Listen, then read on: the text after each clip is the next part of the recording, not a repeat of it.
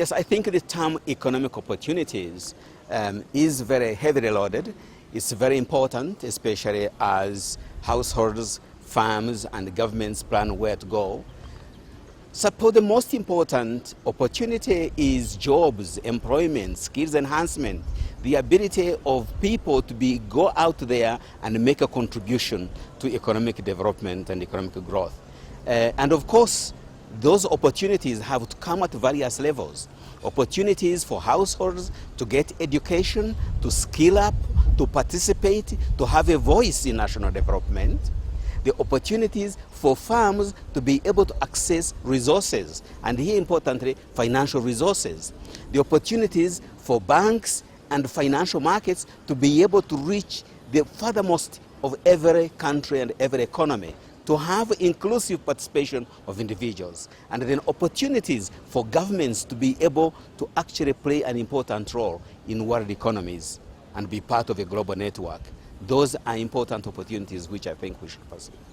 Finance can support inclusive growth. In fact, let me be specific. Inclusive finance can support inclusive growth. So it's not finance per se. The inclusion aspect begins at the finance level. Okay, so you have the inclusive finance, which happens at the household level, households being able to access finance, affordable costs. Okay. At the same time, it includes farms being able to access finance, use it, and also supply finance to be able to expand their production and their networks. Also, financial markets and financial institutions being accessible, that's financial inclusion. And I say governments being able to access capital in capital markets, for example, okay, and global sources of finance, that's inclusion at the broad level, being a part of the rest of the world. Now, those aspects make it possible that every aspect, every sector is doing its utmost to contribute to growth. So inclusive growth basically starts with inclusive finance or financial inclusion. Okay, and the two actually go hand in hand. Let me say something about my research in this area. I'm at the moment the principal investigator of a large research project funded by DFID and AERC, which will be addressing the question of delivering inclusive finance for inclusive growth. Okay. This project is a large one. It's international. It involves a number of stakeholders in so many countries. In the UK, it involves the University of Birmingham, the University of Nottingham, Loughborough University, the University of Sussex, the SOAS University of London, and ODI. And in Europe, it involves the University of Groningen in the Netherlands.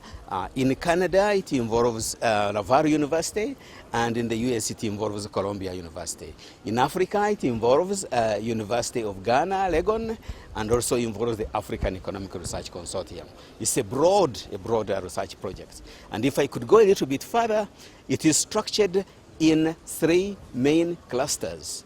The first cluster looks at institutions for inclusive finance. And the research question is, what type of institutions will engender, will facilitate, okay, will speed up financial inclusion and subsequently financial inclusive growth? Okay. This involves new financial products.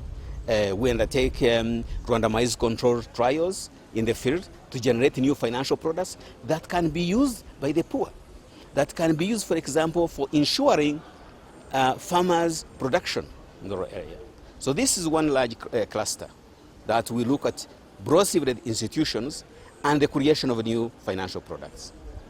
The second cluster is going to actually look at the whole idea of financial flows, both private financial flows and also public financial flows, in terms of how these flows actually engender financial inclusion and subsequently inclusive growth. Okay.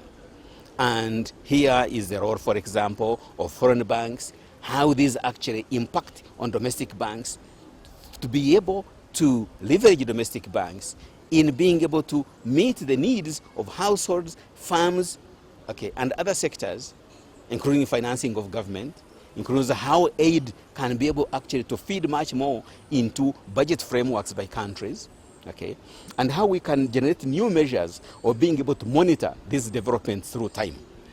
Okay. That is the second cluster. Our third cluster is an interesting cluster of actually being able to capture the ongoing developments on financial innovations. But most interestingly, about how these financial innovations diffuse, move from one household to the other. So this technological diffusion in the financial sector is very interesting to see how they move among households, from household to farmers, among farmers. For example, in agriculture, we're talking this morning in terms of how one part of the country involved in agriculture can have those technologies being used in another part of the country. That diffusion is our important aspect for cluster 3.